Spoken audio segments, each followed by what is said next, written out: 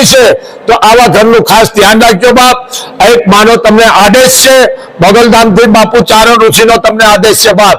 તો આ વરસાદ, કારણ કે એમાં નુકસાન હોય અને વરસાદ ન હોય તો કાંઈ નથી, પણ આપણે જીવિત છે તો બધું કરી લઈશું મારા હાવત, પણ તમે હિંમત રાખજો, હિંમત એની કિંમત છે।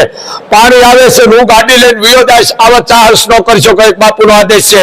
સરકાર શ્રીનો નિયમનું પાલન કરજો, કારણ અત્યારે મારા આમાં ડોક્ટરો આવ્યા છે, તમે વિચાર કરો, આ ડોક્ટર એક ભગવાનનું પ્રતીક છે, અને ડોક્ટરો આવી અને એમ કહે છે બાપુ કાંઈ પણ આવ્યું હોય તો અમે ઉભા છે, તો ધન્ય ને પાત્ર છે બાપ, ડોક્ટરોને ધન્ય છે।